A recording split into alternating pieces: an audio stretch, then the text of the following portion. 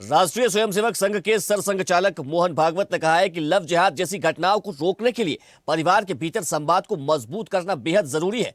भोपाल के शिवनेरी भवन में आयोजित स्त्री शक्ति संवाद कार्यक्रम को संबोधित करते हुए उन्होंने कहा कि जब घर और परिवार में नियमित बातचीत होती है तो ऐसी समस्याओं पर अपने आप अंकुश लग जाता है। भागवत ने कहा कि यह आत्ममंथन आवश्यक है कि कोई अजनबी हमारी बेटी को कैसे बहका सकता है। उन्होंने स्पष्ट किया कि परिवार के सदस्यों के बीच संवाद की कमी और आपसी दूरी ऐसी घटनाओं को बढ़ावा देती है। नियमित पारिवारिक संवाद से धर्म, संस्कृति और परंपराओं के प्रति सम्मान स्वाभाविक रूप से विकसित होता है। संघ प्रमुख ने लव जिहाद को रोकने के लिए 3 कदम सुझाए। परिवार में निरंतर संवाद, लड़कियों में सतर्कता व आत्मरक्षा की भावना और अपराधियों के खिलाफ प्रभावी कार्रवाई। उन्होंने सामाजिक संगठनों से भी सतर्क रहने और सामूहिक प्रतिरोध की अपील की है। महिलाओं की भूमिका पर बोलते हुए भागवत ने कहा कि धर्म, संस्कृति और सामाजिक व्यवस्था महिलाओं की वजह से ही है सुरक्षित है। उन्होंने महिला सशक्तिकरण, वैचारिक जागृति और अवसर देने पर जोर दिया। साथ ही आधुनिकता के नाम पर थोपी जा रही पश्चिमी संस्कृति को अंधी दौड़ बताते हुए भारतीय मूल्यों को समझने की आवश्यकता बताई।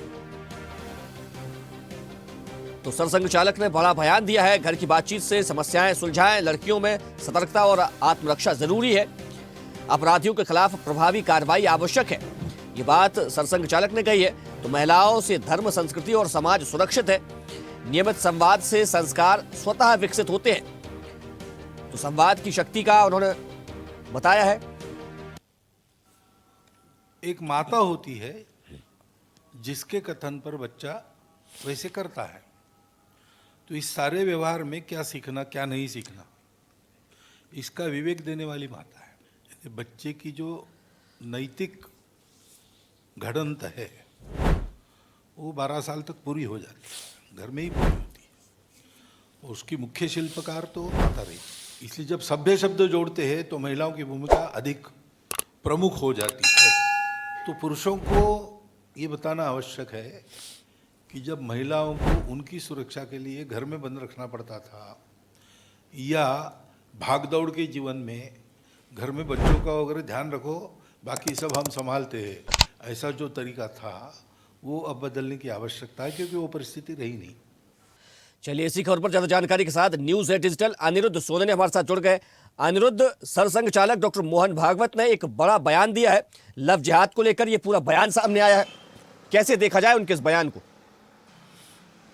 देखिए, संघ प्रमुख मोहन भागवत 2 दिन भोपाल में ही थे और भोपाल में उन्होंने जहाँ युवाओं से संवाद किया, बुद्धिजीवी वर्ग से संवाद किया, कुछ युवा मातृशक्ति संवाद किया, महिलाओं से संवाद किया और अलग अलग क्षेत्र में जो लोग कार्यरत हैं उनसे संवाद किया और लगभग युवाओं से लेकर महिलाओं तक हर वर्ग से उन्होंने अपने संदेश में कुछ न कुछ संघ की तरफ से बताया कि संघ क्या चाहता है। संघ के शताब्दी वर्ष के प्रसंग पर पूरे देश भर में मोहन भागवत दौरे कर रहे हैं। और जहां तक बात करें तो लव जिहाद पे बोलते हुए संघ प्रमुख ने सबसे बड़ी बात कही है कि लव जिहाद रोकने की शुरुआत अगर की जानी चाहिए तो वो घर परिवार से ही की जानी चाहिए। उन्होंने जहां सामाजिक व्यवस्थाओं का हवाला दिया, वहीं कई ऐसी भी बातें कही जिससे सीधे सीधे घर पे ही प्रभाव पड़ता है कि घर में बच्चियों से संवाद करें, उसके बाद वो उन पर नज़र रखें और कानूनी कार्रवाई की ज़रूरत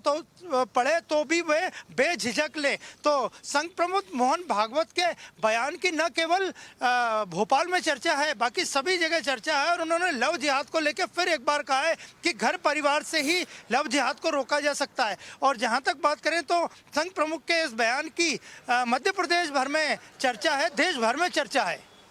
देखिए, उन्होंने परिवार में निरंतर संवाद की कमी को इसका एक मुख्य कारण भी बताया है। अनिरुद्ध, देखिए, संघ प्रमुख ने भोपाल में यह बयान दिया है जिसकी देश दुनिया में चर्चा है और इसी पे हम यहाँ के कुछ नागरिकों से बात करते हैं। आप ये बताइए कि संघ प्रमुख का बयान आपने सुना कि लव जिहाद के केस जो आते हैं उनको रोकने का सबसे बड़ा अगर समस्या का निदान करने का उपाय है तो वो है घर परिवार से इसकी शुरुआत की जाए। बिल्कुल, ये बयान बहुत ही तार्किक और मुझे लगता है कि सामाजिक व्यवस्था और सोच पे आधारित है और उनके उस बयान और उस सोच की मैं प्रशंसा करता हूं कि जब भी कोई ऐसी समस्या आए तो उसके लिए संवाद सबसे अच्छा कारण होता है। और परिवार के बीच संवाद, समझ, इमोशनल और भावनात्मक लगाव होता है। अगर उनकी बातें अगर ध्यान से उनको बताई जाएँ और समस्या को समझ जाए, संस्कृति को समझा जाए, बच्चों के आचार विचार और ज़रूरत को समझा जाए, तो निश्चित ही इस तरह की समस्याओं पे एक मनोवैज्ञानिक या कह रहे सही दिशा में रोकथाम की और हो सकती है इसमें। हालांकि मध्य प्रदेश में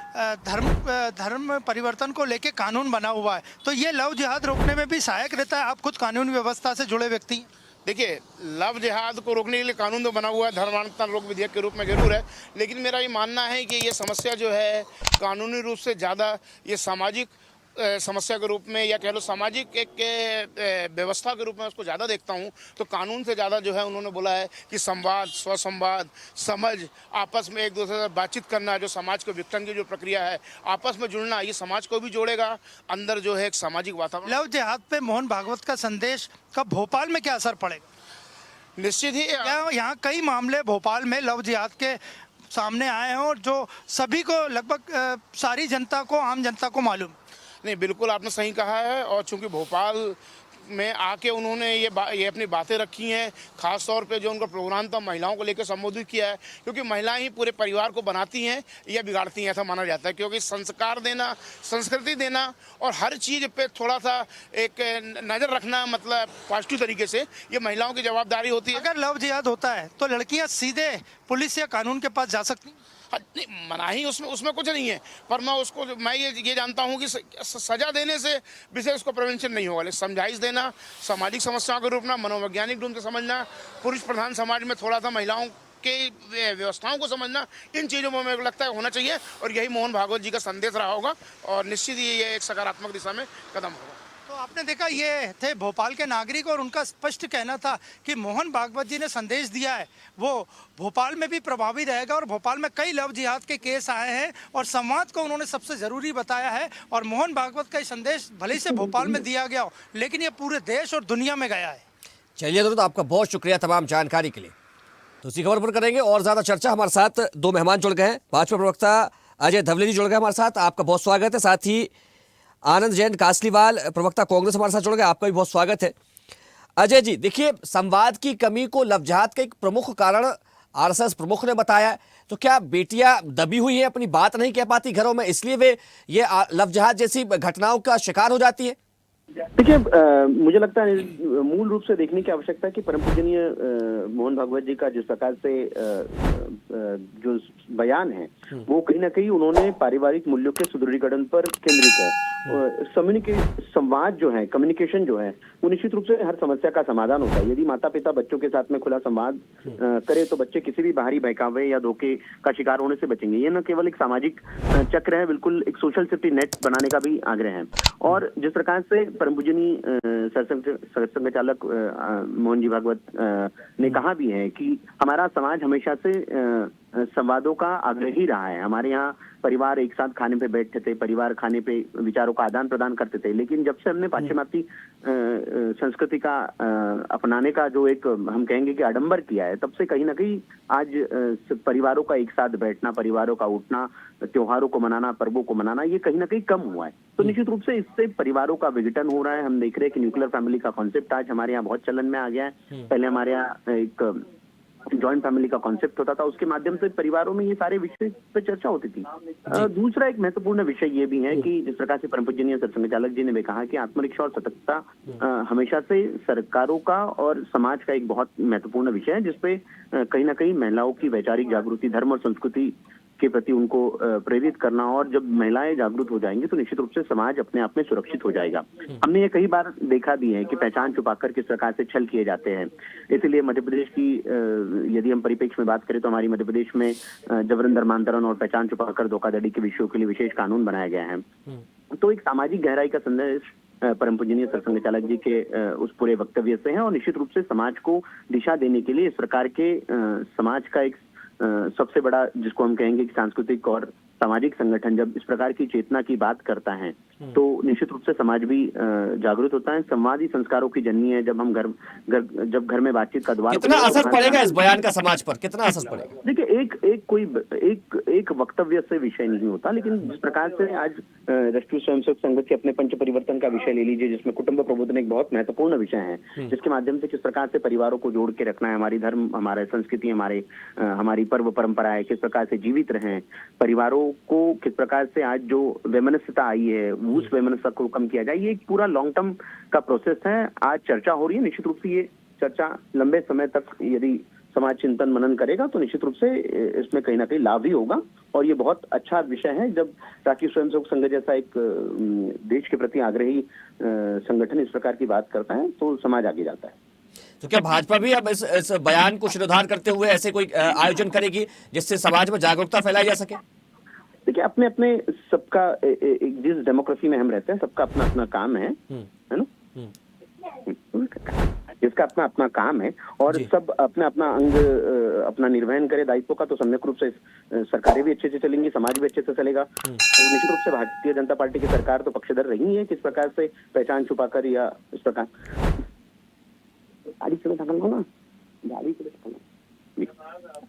जी गाड़ी चाहिए। ठीक है आनंद जी, क्या कहेंगे इस बयान को लेकर आप? नहीं, एक जनरल बयान है क्योंकि पूरा देश की संस्कृति, पारिवारिक व्यवस्थाएं, पारिवारिक सौहार्द और पारिवारिक संवाद, ये तो सदियों से होता आया है। पर उनका बयान शायद मुझे लगता है भारतीय जनता पार्टी और उनके आनुवंशिक संगठनों के लिए है तो हम नहीं रहे कि आप इन सब चीजों से बचें और उसकी पृष्ठभूमि को जो आप लव जिहाद हुआ है ये, क्योंकि वो सीधे तो नहीं बोल सकते पर ये इनडायरेक्ट उनका मैसेज है कि लव जिहाद को भी आप इस तरह से मत देखिए, ये एक सामान्य प्रक्रिया है और परिवार में संस्कारों के माध्यम से इसको रोका जा सकता है।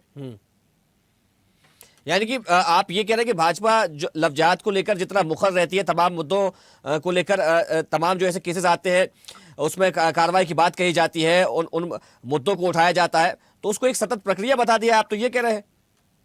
नहीं तो ये तो सतत प्रक्रिया भारतीय जनता पार्टी की है ही ना। लव जिहाद के नाम पे, मॉब लिंचिंग के नाम पे लोगों को, अल्पसंख्यक वर्गों को परेशान करना, ये तो इनका पार्ट है और इनके चुनाव नहीं। लेकिन आनंद जी, कई मामले ऐसे सामने आए भी हैं जिसमें युवतियां रोती हुई बताती हैं कि पहले पहचान छुपाई गई। कई केस भोपाल से भी आए, इंदौर से भी सबने देखे।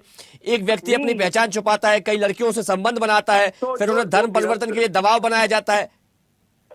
नहीं तो जो लोग कर रहे हैं उनको तो सरकार सजा दे रही है ना, पर जिन चीजों में एक्स्ट्रा ये लोग काम करते हैं या किसी के पीछे लग जाते हैं ये संगठन के लोग और मॉब लिंचिंग करते हैं और जो आदमी इसमें अपराधी नहीं है उसको भी अपराधी बना देते हैं, तो उसका क्या? नहीं, लेकिन लव जिहाद जैसे मामलों को भी तो नकारा नहीं जा सकता है ना आनंद जी। जिहाद का अगर उदय हुआ है तो इसकी उदय करने वाली भारतीय जनता पार्टी, विश्व हिंदू परिषद ही है।